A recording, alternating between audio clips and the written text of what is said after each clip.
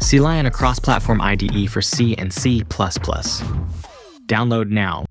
All right, welcome everyone. My name is Markus Boerger. I used to work at Google for 16 years. I know Bazel before it was invented. I met the people who came up with the ideas in 2007 or 2008. And I still use it today outside of Google. I still like it. It's the most amazing build system. Before I joined Google, I suffered from hilariousness that is autotools. And okay, let's dive into this. So let's do something different because the rest of the conference they are talking about C++. We are talking about a build system. So let's go. Why Bazel? What is Bazel? I will talk about that. We will talk about why you would want to use Bazel, how to get started, some tips and tricks and some tools. And yeah, as I mentioned, I have some experience in some of the other build systems. I hate them all, and I haven't used anything in over 10 years, I guess. Probably closer to 20 years by now. I occasionally look at them, and I always stumble over when I see CMake end as a function. That's the end for me on CMake. So I might be opinionated. Throughout this talk, if you have any questions, please raise your hand. I'll try to answer any questions. If you want me to skip over something, you can also shout at me. I'll skip over something. I have far too many slides anyway. Okay, question from my side. Why are you here? Do you want to jump into Bazel? Anyone? All right. Are you already using Bazel? Okay, that's good. Then the slides should be right, hopefully, for you.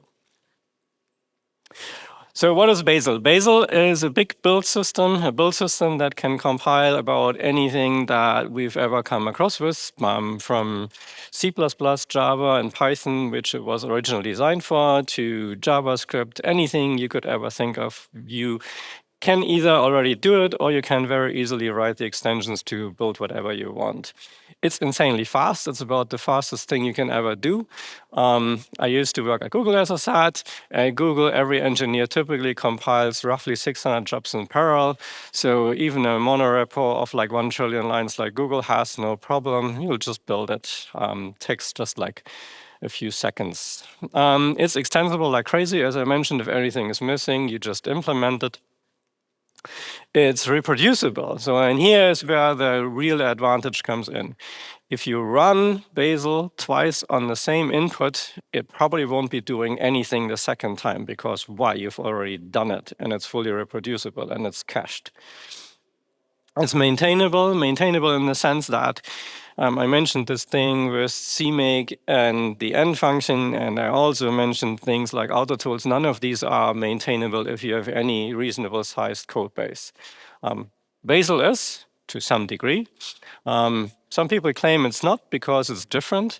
At the end of the day, Bazel uses a programming language called Starlark, which is nothing else than a very, very restricted Python. So if you use Python, or you know anything about Python, working with Bazel and extending it and maintaining it will be very easy for you, as long as you understand the concepts. It's annoyingly different. Most people step away from Bazel. It's like, this looks all weird, this looks all wrong. Oh, but at the end of the day, it's Python, so it's not so bad. It's insanely, not incredible, it's insanely complex because it's a massive ecosystem that goes from building tiny things to building, as I said, the largest repositories in the world. It has no problem with that. And it's doing so by providing an endless amount of tooling up to crazy build farms that can handle any scale. All right, so we talked about this in a bit more detail. It's Google's latest thing, the latest build system, and a long chain of things Google tried. And it's the open source version. Internally, actually, it's called Blaze, as in blazing fast. It's fully hermetic. That's the other thing, how Bazel can do all of this caching and get to the speed it has. It has to be hermetic, so it doesn't accept anything from the outside that you didn't declare to it. And that's the second reason why people stumble over Bazel. All of these declarations and all of this, oh, but I can't see my environment. Why doesn't it know my home drive? Why doesn't it do this? Well, if it knew any of that, it would no longer be hermetic and would no longer be reproducible. It's written in Java. A lot of people at Google question why it was written in Java. Well, since I knew the original people, they were all Java people, so they used whatever language they were known to. As I can build anything, Python extensions, and fast. So why Bazel? Because you want any of that. Skip this.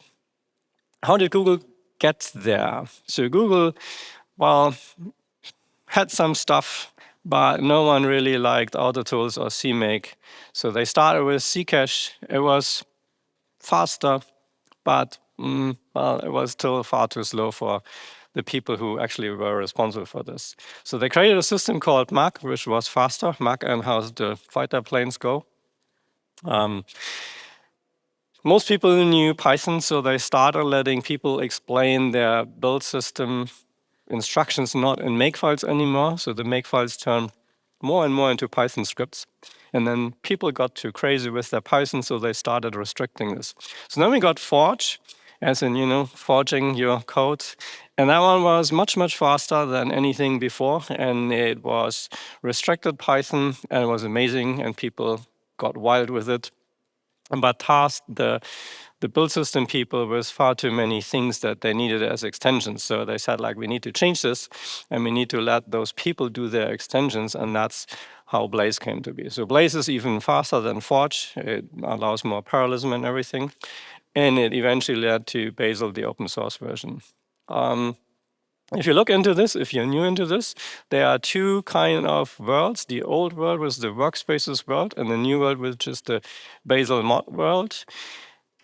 If you want to do something with Bazel or Blaze today, skip the workspaces, avoid that. Just go straight down to Bazel mod. So any documentation you find, there are a few differences between them. Mostly it's about how you set up your projects and your repositories. Beyond that, it's all the same. Okay, first off, some theory of graphing. Anyone here into graphing and hashing and all of these kind of things? All right, so graphing, this is really the thing you need to understand. If you don't understand that, you will turn your Bazel journey into a nightmare.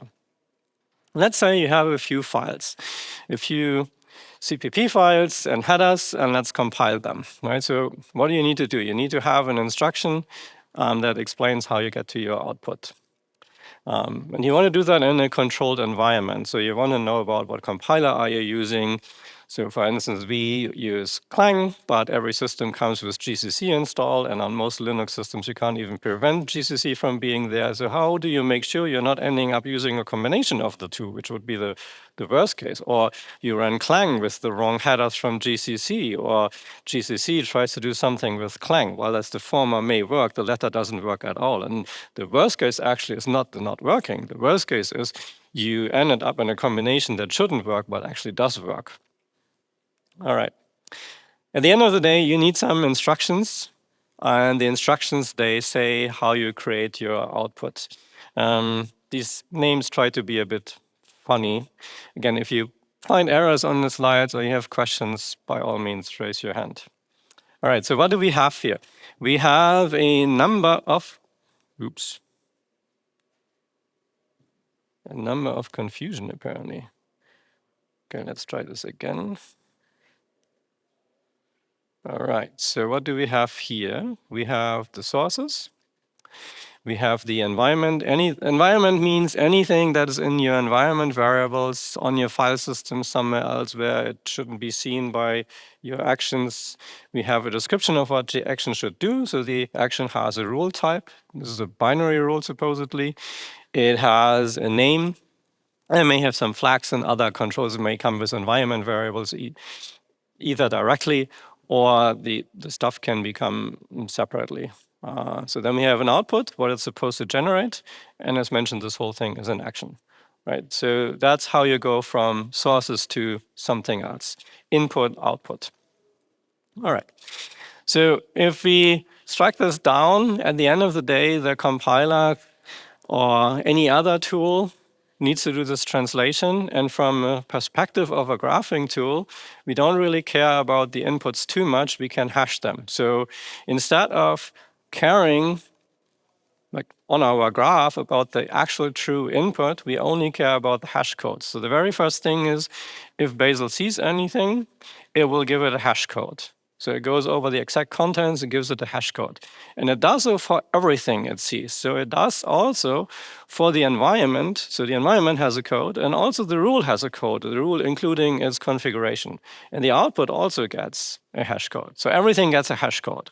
And we can forget about everything else by then. So let's do this a bit more complex. So ideally, we probably meant that our foo's is a library. So we give it a C library. And it has an environment. The environment probably for all of the things here is the same. Then there is a bar that probably creates another bar library. And we hopefully have a test. So the test here then leads to a test output that we can run. And the test output has either a 0 or 1. Right? So 0 as in passing, 1 as in failing, and then hopefully you react to that. Okay, as said, everything is hash code. So we replace everything with the hash code. Now, the rules and the environment are logically constant because you're probably not changing your environment every single time you are recompiling stuff, because why would you? And the rules are also constant because why would you change your rules between compilation? At least you shouldn't be doing something crazy as in generating your action rules all the single time. All right, so we can remove all of this fluff, so it's a bit simpler.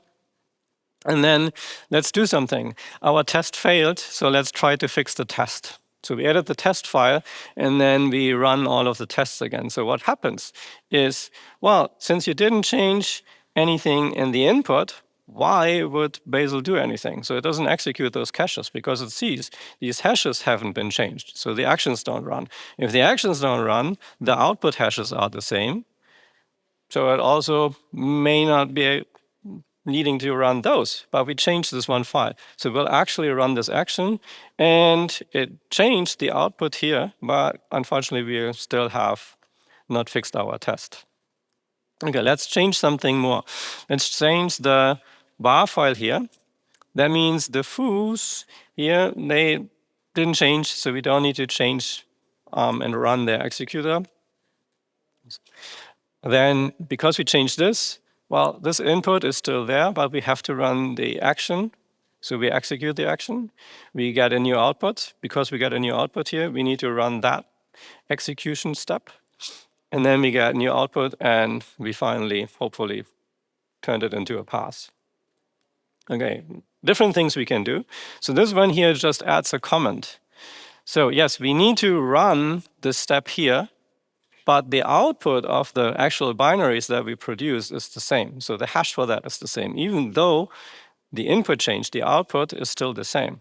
Because the output is the same, we don't need to execute this action. So this leads to funny things. If you have a more complex code base, suddenly you do some changes, and most of your graph doesn't get executed. So Bazel then is busy with I don't know, like spending like a minute analyzing your tree and figuring out what it actually needs to do. And then it concludes that, oh, I don't need to do anything. And then just says like every single test result is cached. So don't be confused if it does this. So it actually knows exactly what it needs to do. And it can be that some of your changes didn't lead to something that later rules, in particular test rules that you easily see, actually needed to be rerun.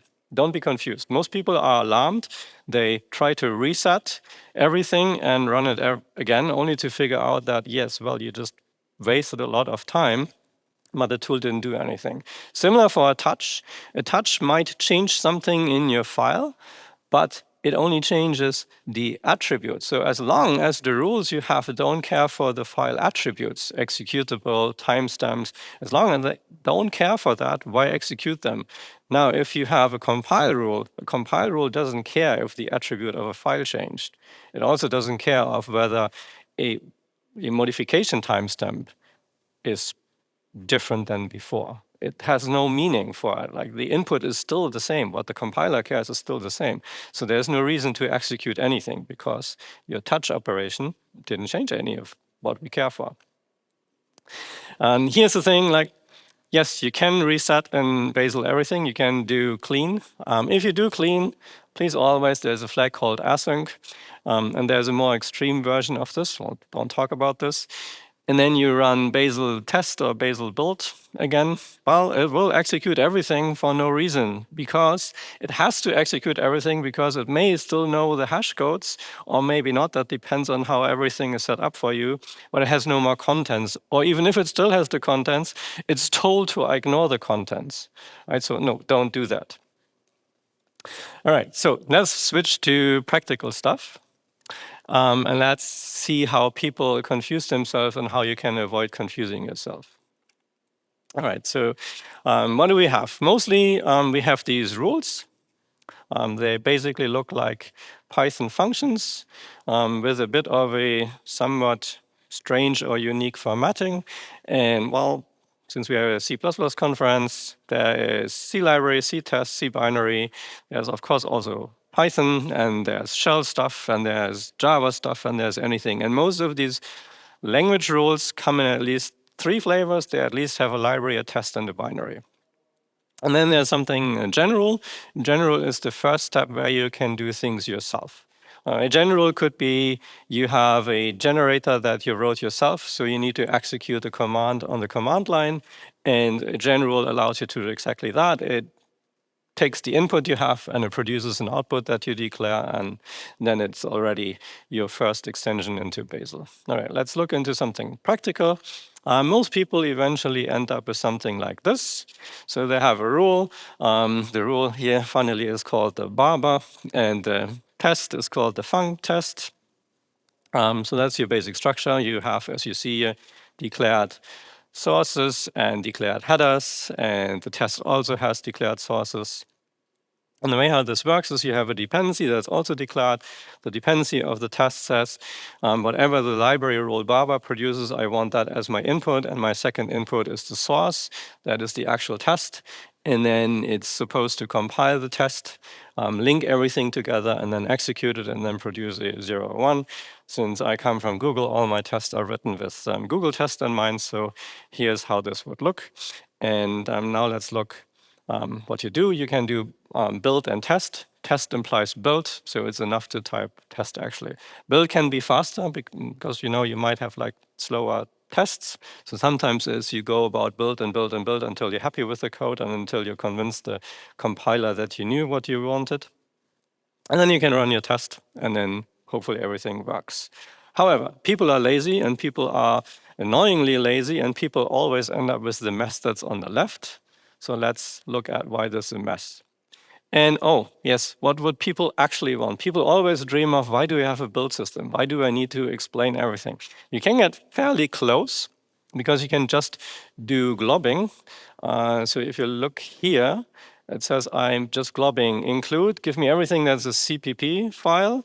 And in the headers, we do the same. However, it is never as easy because we need to tell that for the library, we don't want the test source. Of course, we could throw it into a different directory, but then we have just different work we have to do.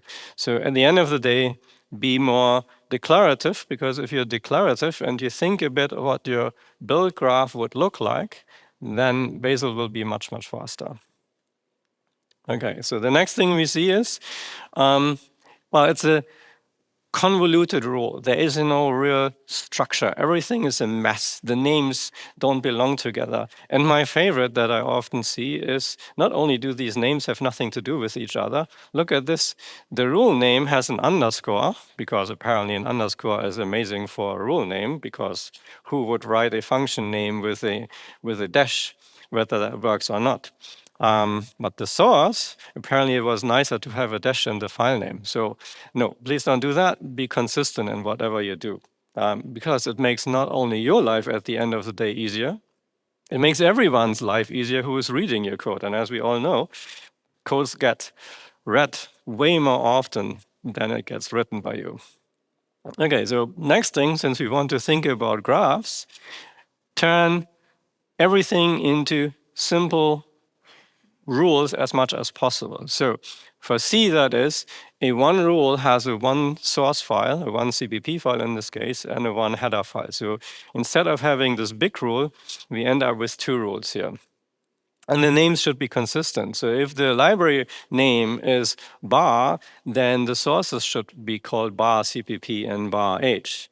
and not something like you have random sources, say bar and foo, and the rule is called a bar. No, don't do this.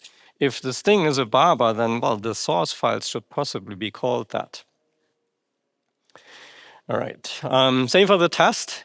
In order to distinguish that as a test, the rule name gets the test extension, so we call it foo underscore test here. And the dependencies are the same, so you see it's very easy to see by just looking at the build file how everything belongs together. Then you can, of course, split it, and you have per rule a test. There's something more, and the something more is that Bazel thinks in directories, and Bazel has a query operation. So you cannot only actually build and test everything, you can go around and ask Bazel, what rules do I actually have? So let's say all of the thing on the left is in a directory called dir.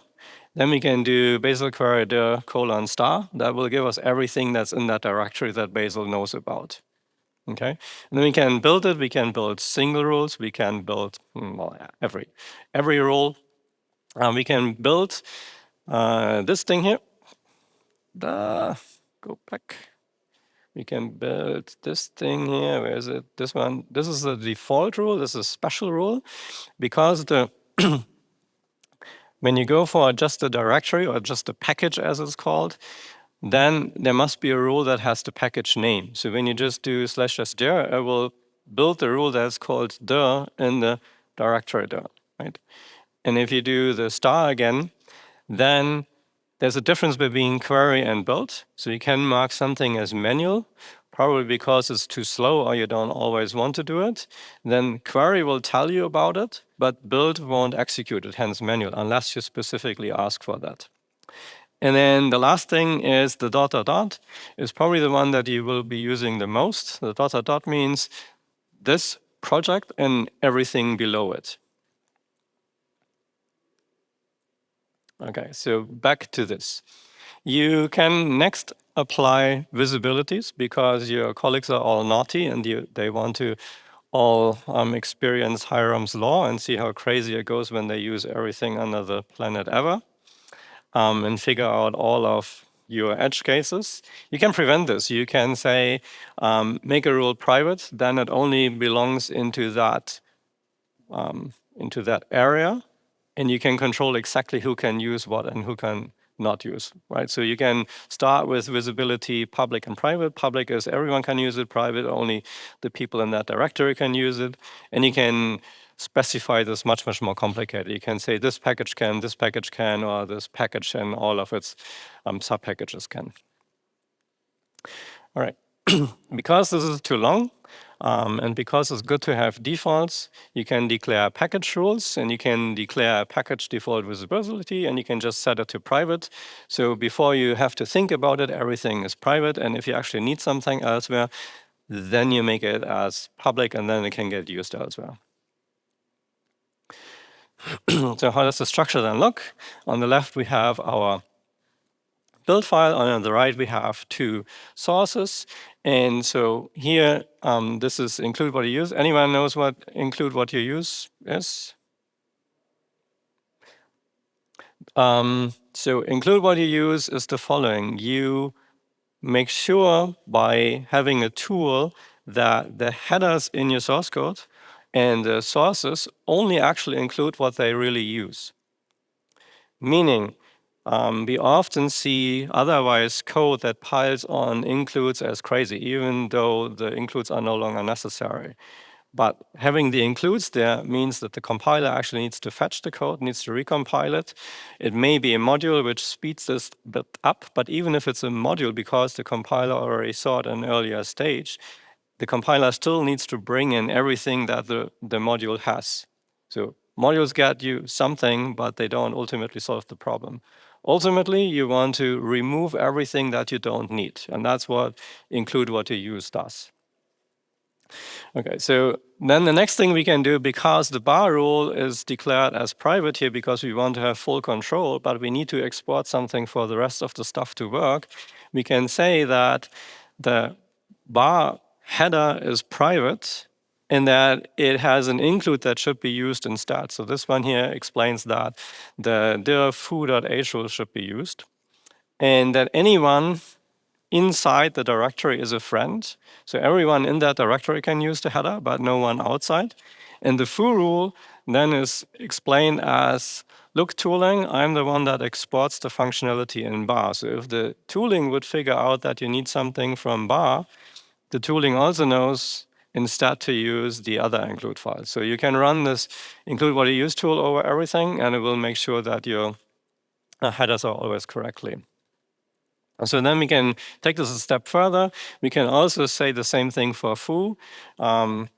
Don't use foo, use the dir. And so we end up with something like this. So here we have a second thing, because we can distinguish between keep and export. So we can say, because the foo already exports our bar, we don't have to necessarily repeat it. We can just say, like, keep it anyway here, because then people know where the code comes from. Okay. General structure is you probably want to have a documentation string for your build file, and you might want to have more comments in there. You have some load statements that can pull in additional functionality. You can have a package structure. If you want to be very precise and want to help all of the tooling, you can enable two features. One is layering check. Layering check means that you don't go overboard. So layering check basically means if you have a rule that depends on another rule, you are allowed to get all of the headers from that rule. But without layering checks, you can do this transitively. So if your first level dependency has a second level dependency, you can directly include the second level dependency. The problem is if someone changes the first level dependency to no longer depend on that other thing, then you just broke your build.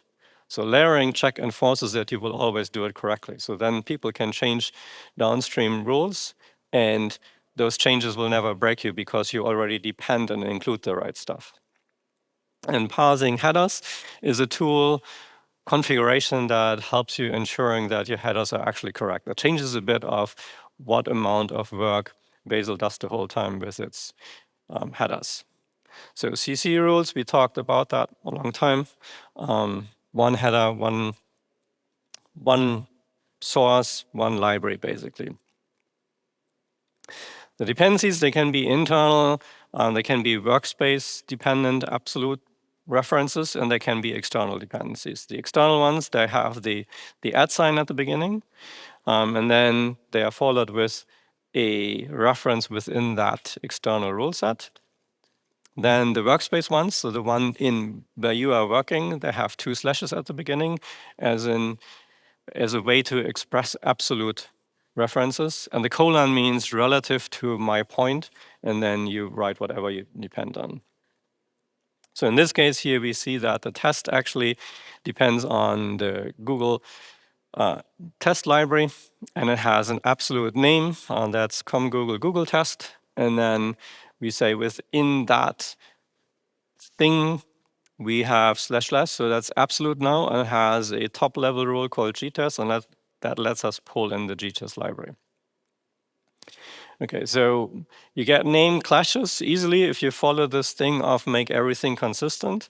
If you do this, the binary probably should be called foo. So that means in this case, we would have to change the CC library rule. Generally, personally, I prefer that the rules have names that make it clear that they are those rules, meaning that a CC library rule would mean that it has the ending _CC, because then it's always clear when you read it that it's a C rule versus, say, a Python rule versus, say, proto rule or whatever. And if you work in a multi-language environment like I do, this is incredibly helpful. Okay, so then everything should be tested. If we have a binary, well, there's shell test. Then just use a shell test to test your binary. Probably know what your binary does, or at least you should write your binaries in ways how they can easily be tested. If they are simple enough, the binaries, use shell tests to do it. If you want to go all crazy, Bazel goes all the way down to OCI container creation, and then you can use Kubernetes plugins for it, and you can run and test everything on there, or you can write it yourself.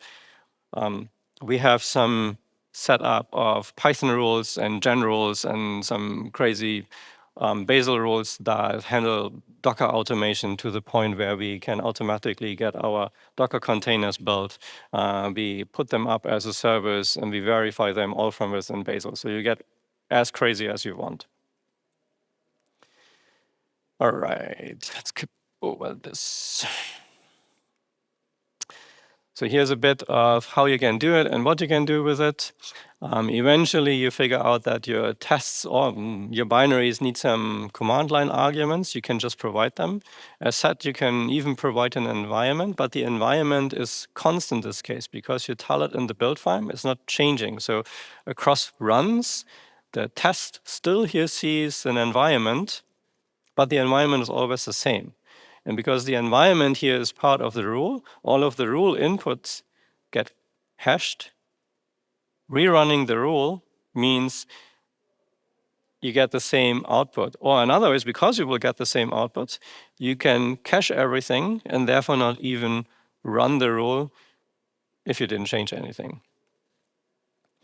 Okay, let's go over this. So anyone here using protocol buffers? All right. So protocol buffers as a core Google thing are 100% integrated into Bazel in a million of versions. You can get them easily working. At the end of the day, you get rules, proto library rule, CC proto library rule. You just tell it, here's my proto file. You create a library rule that has the same name as the input, just an underscore proto. Also, amazingly, you have .proto for the source and underscore proto for the name. Just follow that, it works always. And then you have a CC proto library rule. It gets the extension CC proto because it's a CC rule and it's a proto rule, so it just gets CC underscore proto as the extension. And it just refers to the proto rule. All right, so, and then you get more complex stuff. But in general, you see here we do the same. Again, how you reference everything together. And again, layering check is a good idea because layering check helps you find issues in this. So then you can get all the way down to gRPC rules. And well, if you use gRPC, just switch the rule. Instead of using the CC library rule, you use the CPP gRPC library, and you keep the same extension because it produces the same files. It just produces additional files. All right, everyone with me still? Cool. All right, rule attributes. So most of this, at the moment, we have seen how to declare input, how we get to output, that there are different rule types, what they work, how you compose them. And now we look at much more fine-grained control. Remember, in one of the last slides, I already used arguments and environments to put to a rule. There are many more things you can do with a rule. Technically, we also saw the visibility, which is also nothing else than an attribute. And that one is the first. I went over, we have public as in make everything public, and we have private, which means this is private to that specific package, and those will always be by themselves. Right? So they can never be combined with anything. So special values here. I mentioned there are some special values, right? So you can say a package and another package has the right to use this rule. Then you say whatever the absolute reference for that package is, and you say colon underscore package underscore. So that's the definition of that package is allowed to use it. And then the next one is subpackages. Subpackages means that package and everything that's in a subdirectory of it. And at the end of the day, try to work with defaults as much as possible. So if once your project grows, make everything private by default, just enforce that, and then only make the stuff that is used, make it public if you really want to, or go with the more restricted version. In particular, if you figure out a certain library or certain change shouldn't be used by everyone because, I don't know, like it's dangerous or it's expensive or whatever, then you start controlling this. Controlling the visibility is also a good way if you want to restructure code because it prevents new people from picking up, so it helps in your backsliding control. Test only is a thing that says, well, I have a piece of code here, but it should never end up in production. Well, then you just say test only, make it true. But because it's Python and we are lazy, instead of true, you can also just write 1. And then you can control the exact C options that the rule is compiled with, and there are now multiple ways how C options can end up in a rule. The first one is to just declare the C ops, and then you can do something like you can define something. Then you can do local defines. They are actually defines now, so they are no longer C options, they are defines locally that go to that rule. And then there are defines that also go to the other rules. Right? So if you depend on it, you keep the define, whereas the local define stays with that rule. You can also get link ops, so you can control how the linking of the C rule is done. And then you can get the tags, and we talked a bit about the manual tag already, and we talked about query. Now, query is an interesting part because you can do things like tell me all of the rules I have in my system that are manual. The way to do that is, well, don't do this with me. So you have the Bazel, and you query it for attributes. So this means query every single rule it finds, and then query it about the tags. So the tags is the attribute here.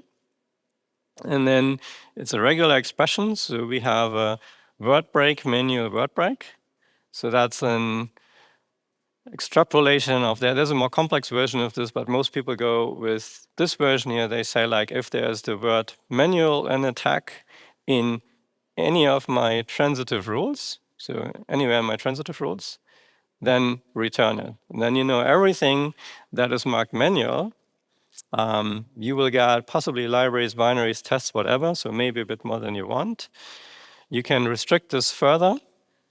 And at the end of the day, there's a list of more things that have special meaning that you want to query about. Let's look at them. So the first thing is CPU : and then a number that tells Bazel for that rule to only use a certain number of CPUs. Say you have something that is highly parallelized and it can be run early on in the action graph, then that rule may take all of your CPUs and prevent parallel execution of anything else. Right? So that may not be the best solution depending on what you want. However, if a rule like this is executed at the very end of your build tree, it also means that your building takes much, much longer than necessary. So a solution to get out of this is you can tell the rule that, say you have 100 cores available, you only give that rule 50 cores, but you change your graph so that this rule can be executed as early as possible with a restricted amount of CPUs. So it runs in parallel, so overall your build time is much shorter than it otherwise would be. Right. On the other hand, you can say, like, oh, I have something here that really doesn't like anything else to be executed. And then you can say, like, I don't know, give it like CPU 1000. That's so high that it will never go and do anything in parallel, at least for the current few years coming up. And technically, the highest number I've seen is just under 1000 cores, actually on Amazon right now. No cache means don't cache this rule, for whatever reason. Maybe it's too expensive to cache. No remote means only execute it locally. Bazel has this concept where something can be executed local, or you can give it a build farm. We'll talk about that later. Sandbox, everything is isolated. There are cases where you might want to violate Bazel's ideas. And you can say, like, well, don't do it in a sandbox.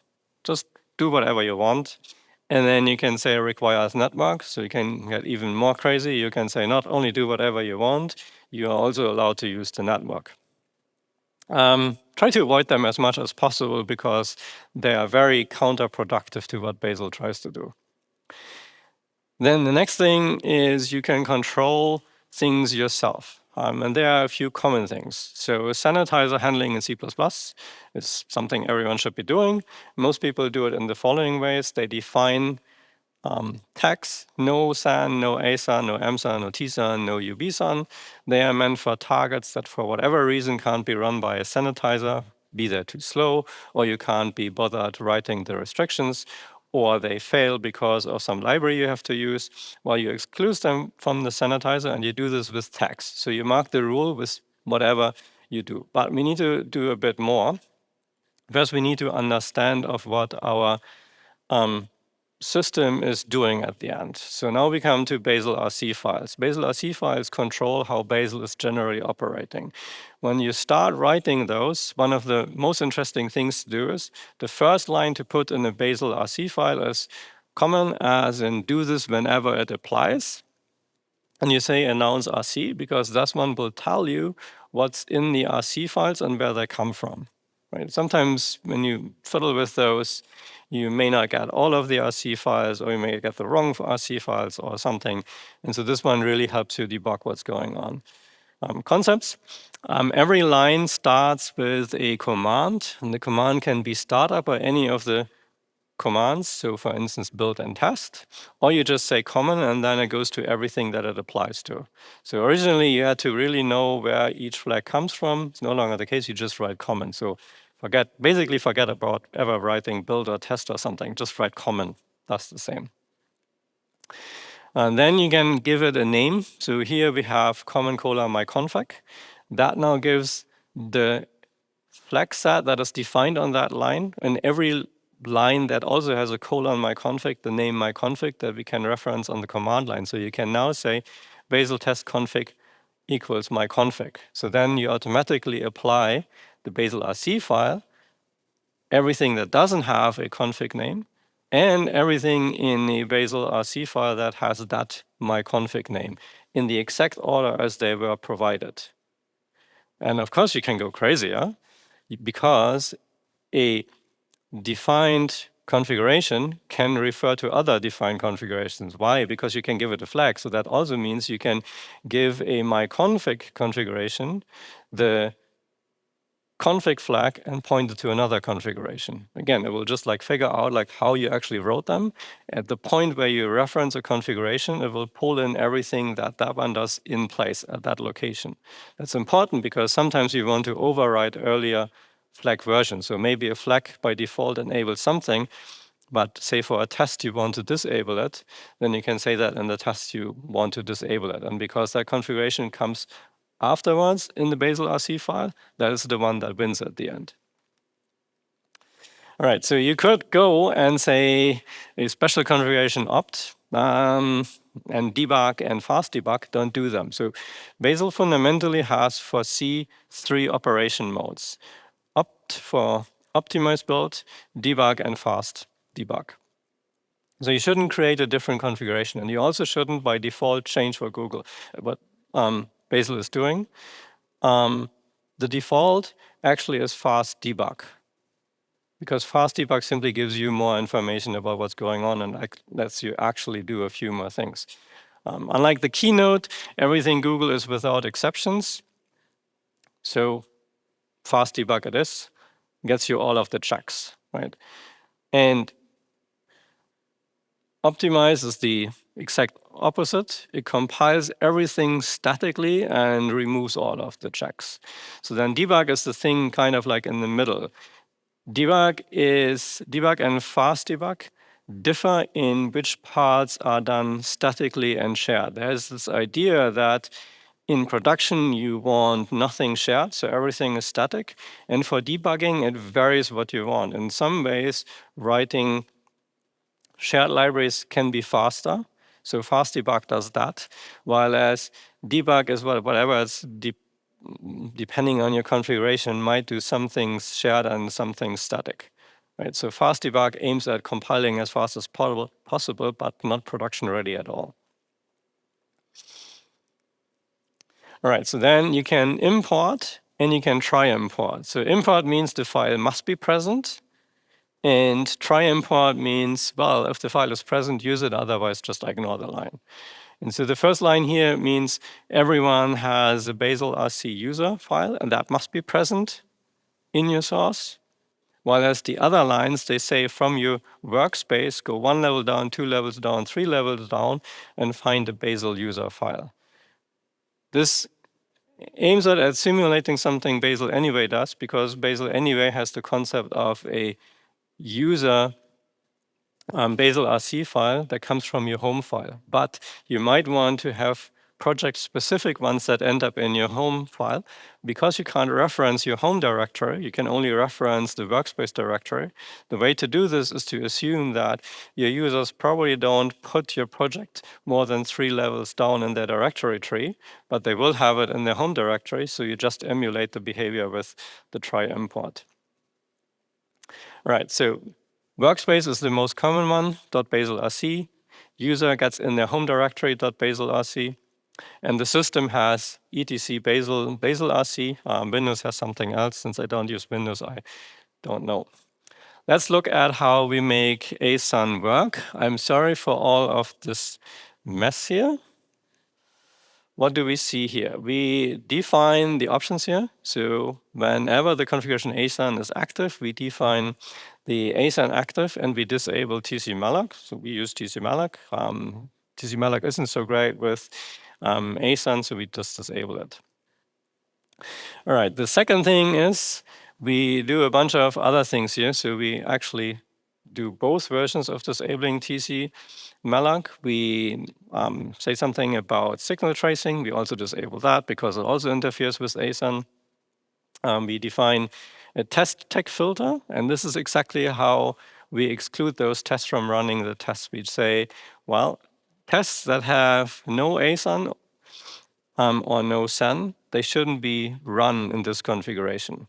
So we say a minus. The minus means everything as long as it doesn't have a tag with that name. So saying minus no sen means if a test rule now has the tag no sen, it won't be executed. And we do this for build and for testing, so we don't even bother building them. And then we define, again, is Asan true? And we change the timeouts here. So Asan, as we know, is like ridiculously slow, so we change the default test timeouts. You can read up, there's a link on how to do that. There. All right, so then the next thing we need to do is we need to provide a configuration setting. So in Bazel, you can make everything configurable, so you can provide your own configuration settings. So here is a configuration setting that is called isAsan, and it has a defining value, and the defining value is Asan :true. Technically, you could remember which part is what, which part comes from the configuration files, and which part is actually generated. It's technically even very, very easy to remember how to do it, because the name is obviously the thing that's generated. But because when you deal with this, it can be very confusing. Just have the defining names and the name that is generated always the same. Now, what is really going on, if it finds something that is defined as a Bazel defined, so define as a flag, and that thing is called isAsan, and that one has the value true, then the configuration setting isAsan is defined for the rest of Bazel, so for every rules to be seen. If isAsan is defined but it has a different value, it won't show up as a configuration setting. So that's basically what this does.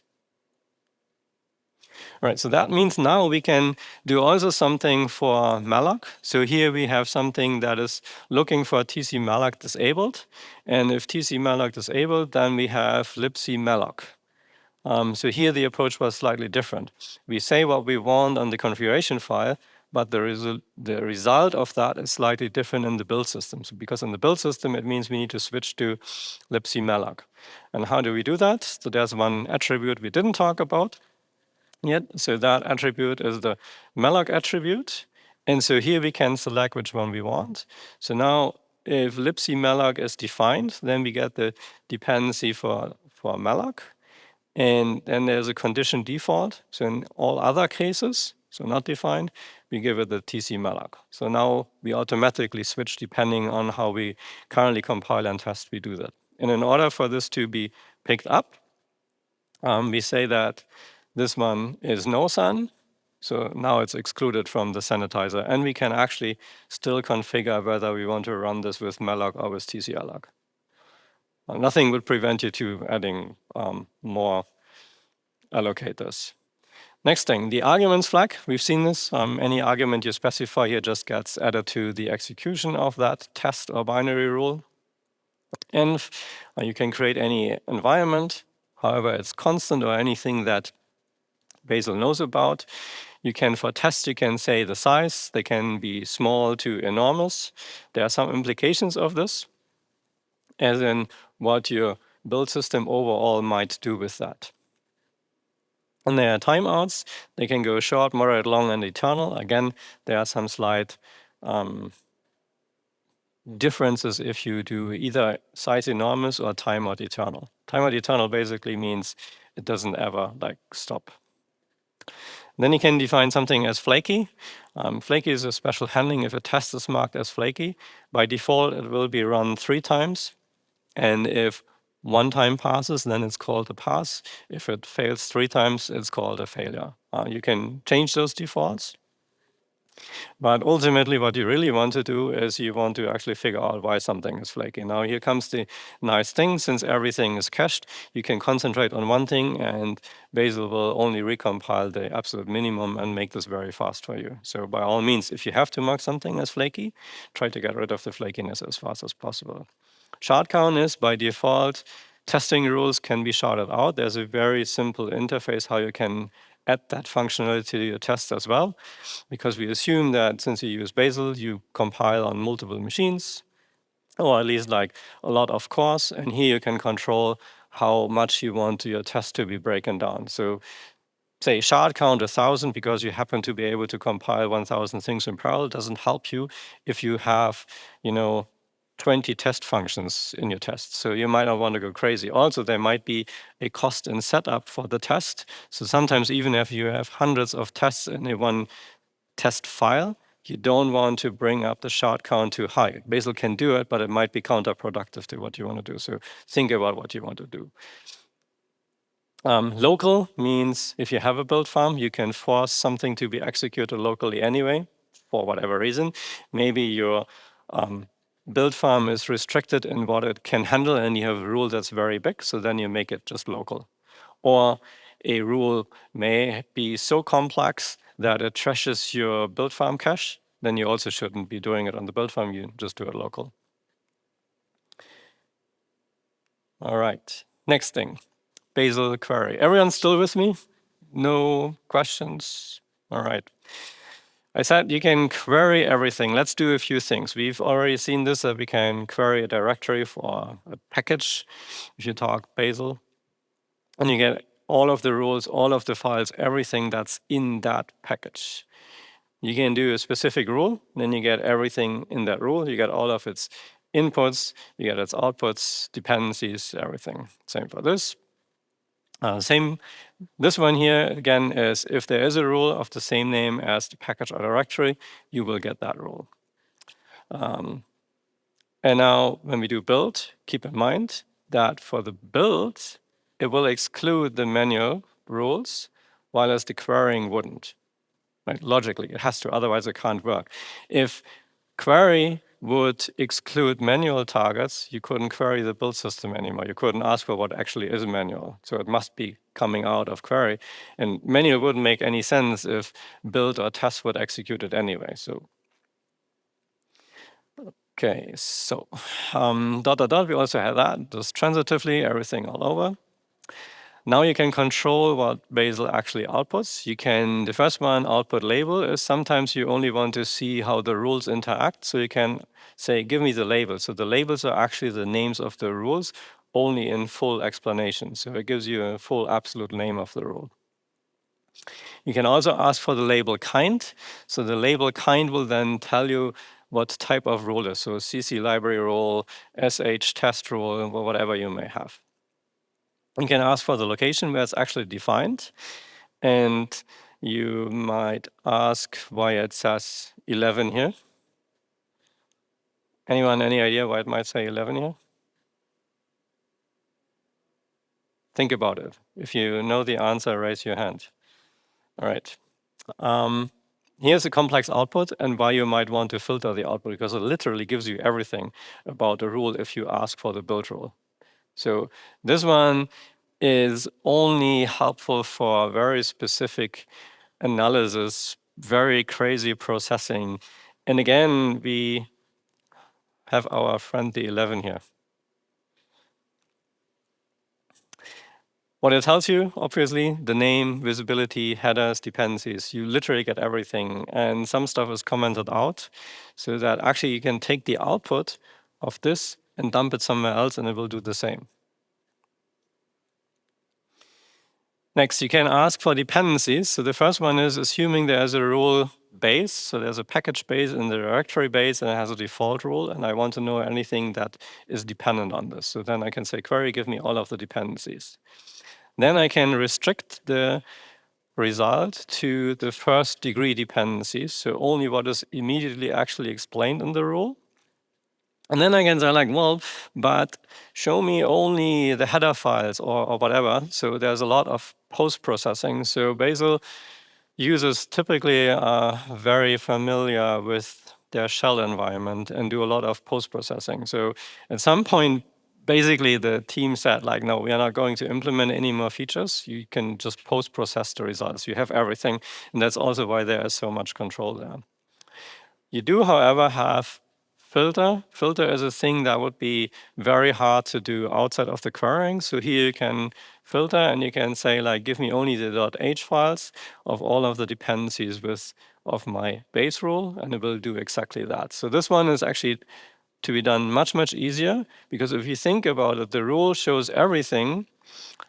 There's a difference between asking for just the headers here or something more complex you can actually specify versus trying to do the same in pre-processing. Say there are source files, and source files can be headers and headers.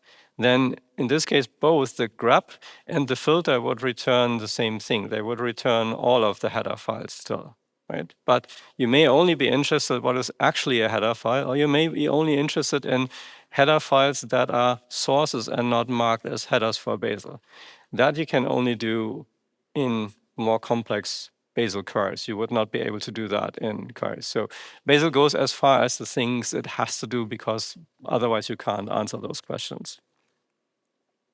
You can do reverse dependencies with some restrictions. At Google, they always tell you to not do it. It kind of works at Google. For other people that don't have that much code, it possibly works.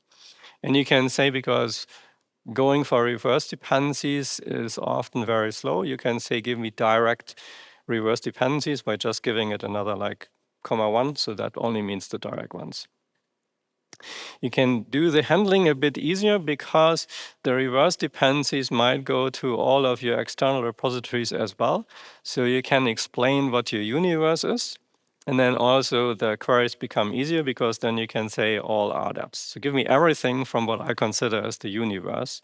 And you can, the universe, you can let Bazel define what the universe probably is. Hopefully it's your local scope and not something externally. So often you go with exactly that.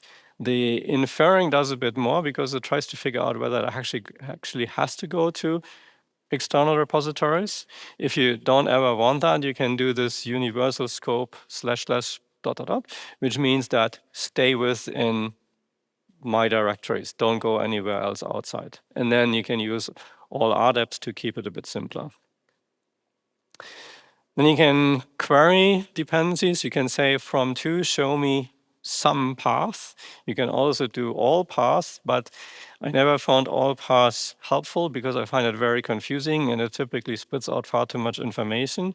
Often you want to prevent a certain dependency chain. You anyway have to deal with every single one. So just do some depth, figure out that path that you get, solve that path, and then run the same query again. If it still has an output, well, you deal with that. Instead of getting all paths and having to understand that and dealing with the massive output, just like repeat the process. You anyway have to repeat the process. And then you can ask for kinds. You can say, show me all of the binary rules defined in this package. So does that. You can ask for tests, because tests are so particular. They have a bit more rules about them. So here's a case, show me all of the rules in base, but exclude the test rules in base. So that means show me everything that's not a test. And we see a minus. Some people don't like the minus, so you can actually write it out. So it's except. And since it's all logic-based and graph-based, you can do union and intersect as well. Again, we talked about this. You can ask for text, you can ask for specific values, and you can restrict that to whatever rule set you want. Since it's a regular expression, and since it's Python and it's an array, you can also ask for empty. Empty would be an empty Python array, which means the square brackets. Since it's a regular expression, we have to escape them. So you got backslash open, backslash closing, and that means we ask for an empty set of source attributes in a base rule. Right? So anything in base that is a rule that has sources, and the sources are empty, that will be output. And then labels, as a way, show me all of the source labels within base, and give me actually all of the labels in there, so how Bazel sees them, not necessarily how you define them, but how Bazel can address them. So you get the exact strings to deal with the sources, or headers, or whatever you want. All right, let's put this to a bit. Let's ask for sources on headers, but just in the given targets. Let's see how we go there. So in theory, we should be something that asks for the header labels and the source labels, and that's easy, right? Ha! Wouldn't be on the slide if it was that easy. So you can also ask for the dependencies, well, but that potentially gives us far too much, so we need to combine it. So then we can ask for the kinds of source files and then for the rules, but it's transitive, so it's also not what we want. So then we can filter this, so we can say filter, give me something that is in base, and that is kind a source file, because that's how they are listed. We could do the same also for include. And then do dependencies on base. And yeah, that is also bad because it doesn't really do what we want. And it's, again, transitive nonsense. All right, let's try this again. Kind source file of everything directly depending on base. Closer still doesn't work because there are build files and there are data dependencies and other things that we don't want. So again, then we do, okay, labels, source for base, labels, source and base. And yeah, so that's actually very close to what we want. That's mostly correct for all intents and purposes. You can probably live with that. So what does it do? It asks for the labels of something defined as sources within base and nothing else. And it does the same for headers, and it just puts them together. And that's the union of all of the sources and headers within that package. Then we can go further. We can define certain parts we want to query for. We can define them as a variable because we might want to use them multiple times. So in the query before, we used base as our target set twice. So here we now say, okay, let's define this. So X is our base. And then we can do label sources $X because we refer to the thing we defined. And then we can do the same thing for the second one.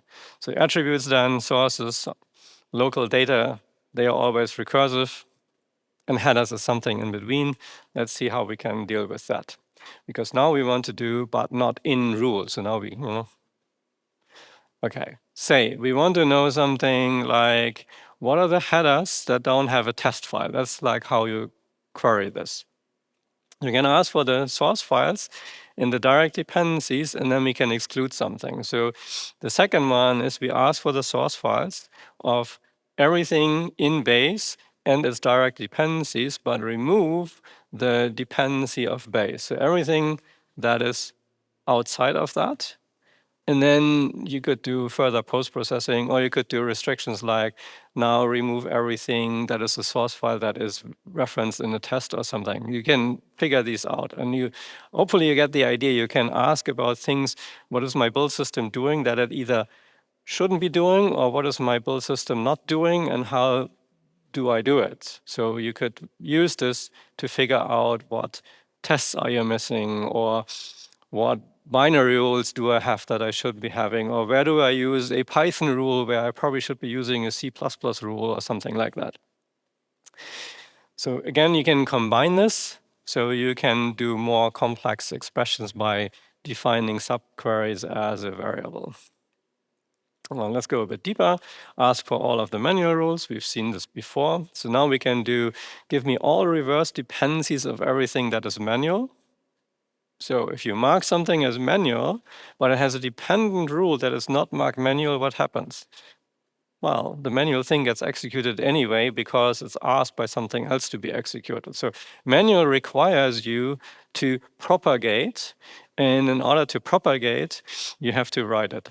So then you can ask Bazel, it's like, where do I actually violate this? So you can also ask for specific rules, and you can ask by prefix because, again, it's a regular expression. And then you can combine this in complex queries. And you see this gets closer and closer to the thing that actually says, check whether reverse dependencies of manual rules are manual, right? And finally, we have it. Try it out. It's fun. You unfortunately have to think in Bazel terms and in graph terms, but you can actually figure out nearly everything. I skip why this is this thing that it is, but hopefully you got the idea of how the various pieces build on each other and how you have to understand influences from your graph, build graph that you don't want. You have to remove them, right? So that's unfortunately the conclusion. Okay, so here are a few references to this. And with that, we come to a few more things. Should be in time. So Bazel is more than just the build system itself that we just saw so far. Bazel is an incredibly long list of tools. I picked a few, and those few don't even make up a 1%. They probably don't even make up 0.1% of the tools that you find with Bazel. And that is potentially one of the craziest parts. Because you can do anything, people start to extend it and they make it available. Let's look into this list in more detail. So Buildifier, I didn't write much more about this, but Buildifier is probably the one thing you always want, because Buildifier is a key element to many of the other tools you find. So what is Buildifier?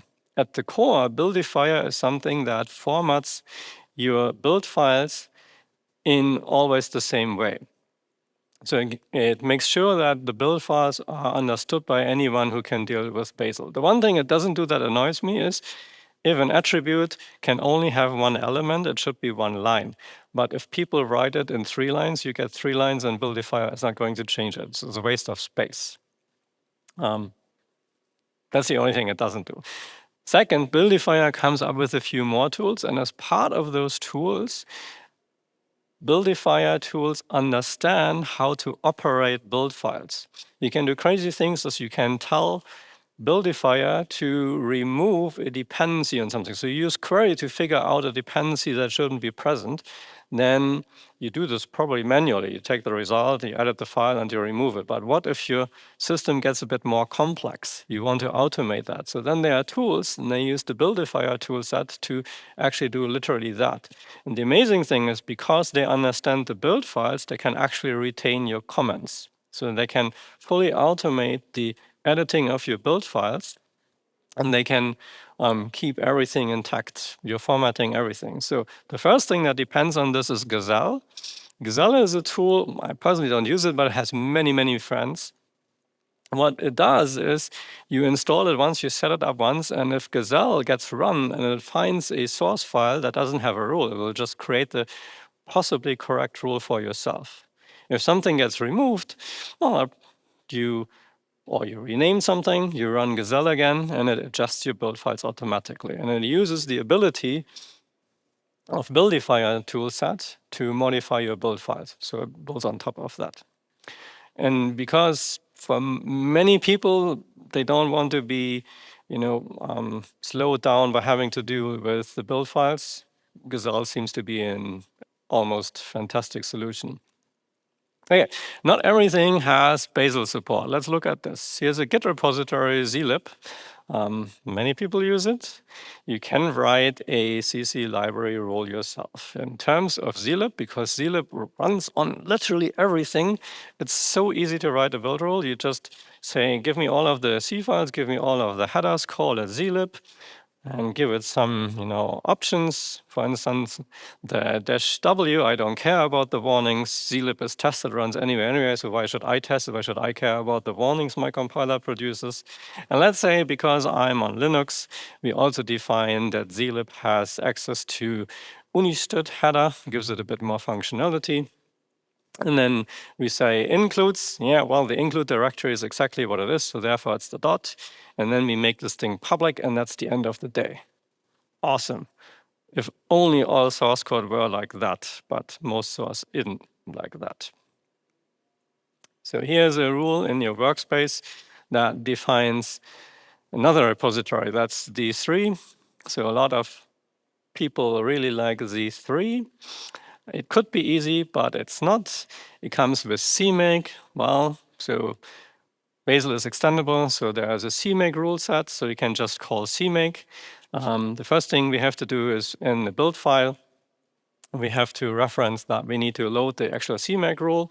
The second thing is we define the sources, and then we create the actual CMake rule. So the CMake rule probably is called Z3.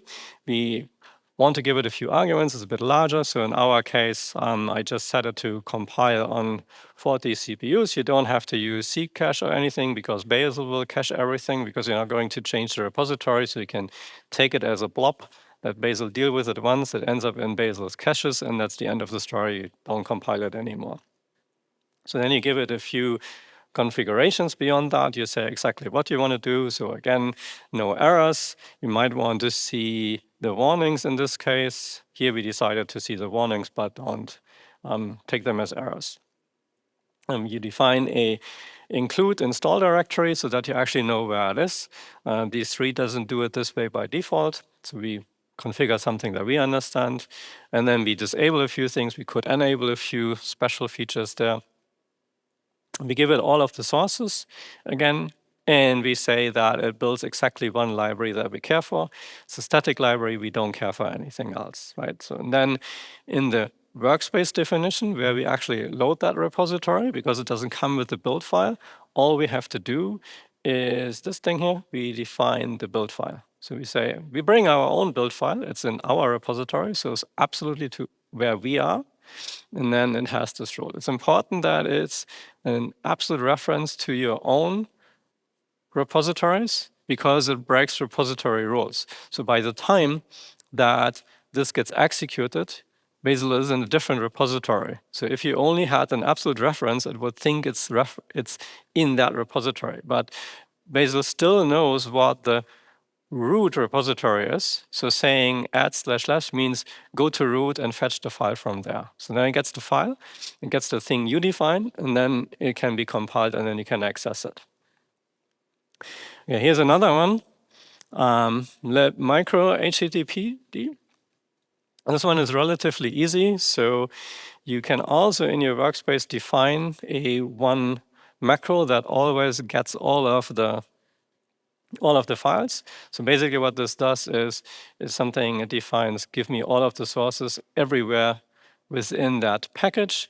And then that one can be used for everything that you build in similar ways, because here you can say build file contents, so not a file. The contents are produced directly in the workspace, and you can even reuse that. And then it's the same story, only here it's a configure make. So it runs configure and make. And you can give it whatever control things you want, like so for libmicro HTTP, for instance, you have to disable TSUN. And then you want to enable and disable some features there. Okay. Next thing. So we can use anything from the outside. Now compilers. By default, Bazel will use GCC. We'll assume it will just be installed. But you can tell it to use different compilers. So Bazel thinks about toolchains.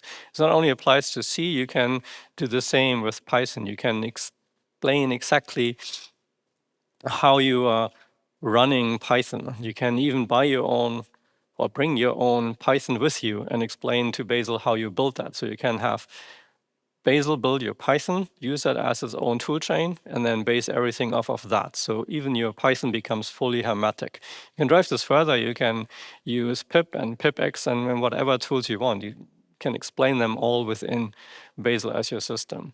Similar for CC, you can use Clang as a toolchain. So you can use the whole LLVM toolchain, in fact. There's a thing called Toolchains LLVM. It brings in all of it.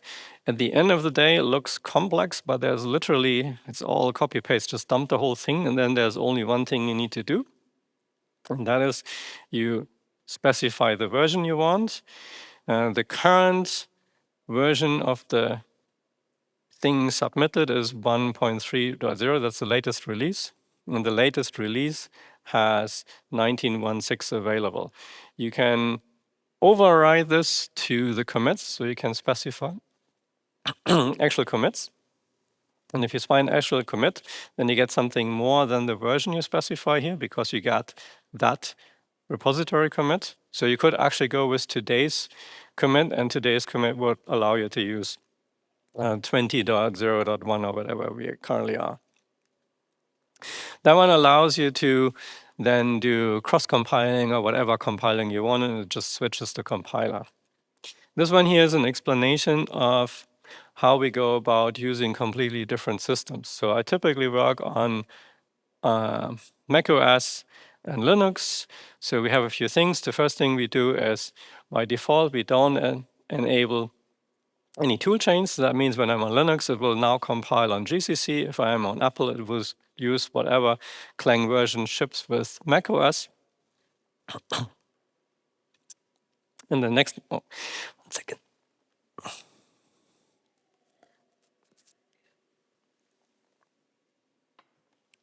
Okay, the next thing, we define a configuration Clang.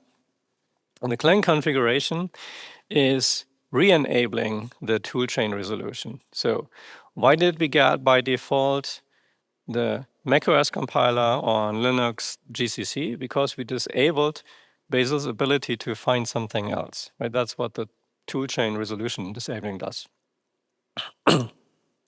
By enabling it again, it now finds the toolchain we defined, and now it switches everything to what we do here. So we give it additional flags.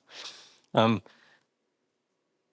for Apple, we define exactly how Apple works. Right? So the first thing we do is we enable platform-specific ones so that we can actually distinguish the platform and do platform-dependent settings. And we say that the platform for Apple is macOS, and then we can do a configuration that gets automatically added that's called macOS. And so here it means we enable features, linker options, and host linker options.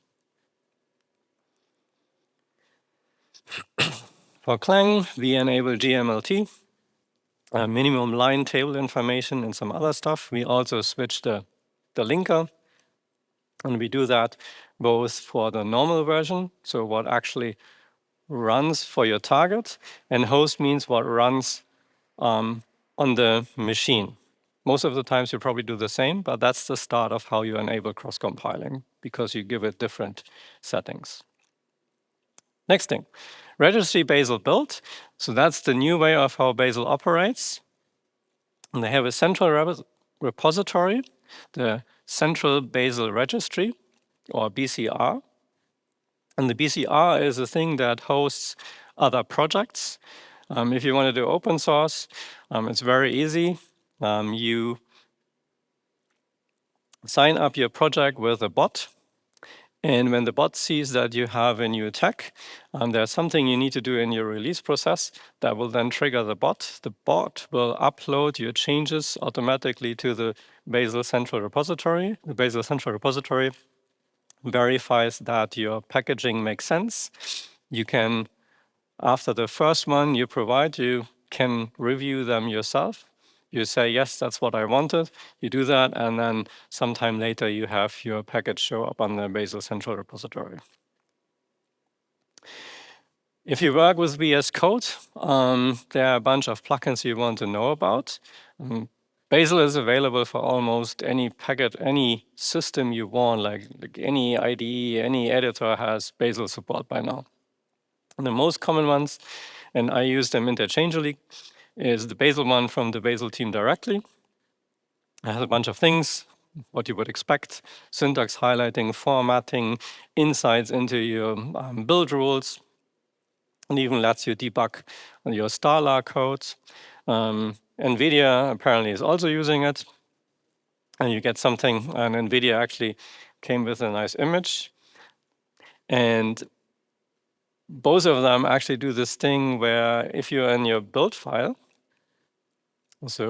or a function here, you get these highlights where you can execute something. So the Bazel plugin only does it for the build files. And so here you get more areas where you can actually use it. Right? So NVIDIA in some ways gets a bit further than the Bazel stuff. In other ways, the Bazel stuff is better because it has the debugger. So the next thing is compile commands extraction, because since you want to use something like a complex IDE, you need to create the compile commands JSON. My favorite solution is the Hedron Vision solution. It works amazingly. Unfortunately, the development is currently on hold. The guy who wrote this, Chris, just got hired by Google, and I can tell from myself, when I went to Google, I stopped doing any kind of open source, and I stopped going to conferences, and everything was far too interesting at the company. Let's hope Chris doesn't fall into the same thing, otherwise someone will just clone it. It's very easy to set up, and here also, because it's so easy, you can see that the difference between workspace setup and Bazel mod setup is not so different. At the end of the day, some of the things in Bazel mod are actually easier. In this case, to make the Hedron Vision currently work, you have to give it a very specific commit that you need to check out. There's an issue that newer Bazel versions broke how it works, and there are a bunch of people who have fixed it, and you need one of those to make it work for you. And so you can ask for the specific commit, both in the workspace version or in the Bazel mod version. In the Bazel mod version, if it wasn't for that, you would only have this one dependency line, and that would be everything. As it stands, you have to give it an override where you say, I want this exact commit. Now, build farm is where things go really crazy and where things go really fast, because, well, technically you can probably have a machine with lots of cores, but normal workstations, the largest workstation I worked with had 192 cores. As amazing as that is, it's still not anywhere close to what I used when I was compiling on the build farm. So at Google, I stuck to the default of running 600 jobs in parallel. How do they do that? They do it with a build farm. Build farm means there is a number of servers. Your machine asks a server, and probably behind a balancer if you want to go really crazy. It picks a server. Now, your local machine runs the graph, it understands the graph, or already ships some of the understanding of the graph to the server. And the server then figures out what it needs to do, and it will only be the orchestrator, so it asks workers to actually do the work. So if you have like 20,000 actions you need to execute, then the server will just task one worker after the other to run all of these jobs, as your build graph says the order should be. And it verifies for every step whether something is in the cache or not. So the next thing the servers and the workers do is they work with something, say a Redis instance, to figure out what is cached and what is not cached. Anything that's tiny goes into that, including your action graphs. Your action graphs that contain the information of input-output mapping, all of that is in Redis. If it gets larger, it goes to disk. Or you can have a remote server, and the remote server then says, like, here's my disk cache on large, or you can do references into whatever cloud storage system you may want. The whole system comes in various flavors. There are many solutions to this. There's an open source one that's referenced here, but there are also commercial companies who help you with this. Maintaining a build farm can be problematic. It's not easy. Your users probably drive you mad if you do it. But they will also love you for doing it because their builds and tests are massively faster suddenly. Okay, so here's one way of how to do this and how to see it. So this one assumes you have a bunch of users and your continuous integration that talk to the Bazel server.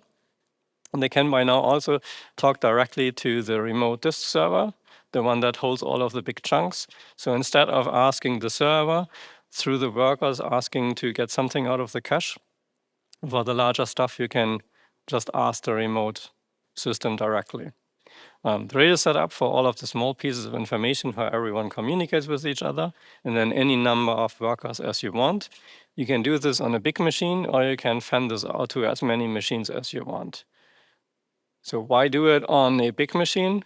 Well, a big machine as of now can have 900 cores. That ought to be pretty good for a lot of people. Those machines also come with a lot of memory. So in particular, I think the 900 core machine, the AWS has something like 32 terabytes of RAM that ought to be enough to provide caching for your builds. If you do that, then you sidestep one of the biggest AWS restrictions, and that is networking. AWS will always give you very, very, very, very unbelievably slow network. And they do that so that you have to go to multiple machines.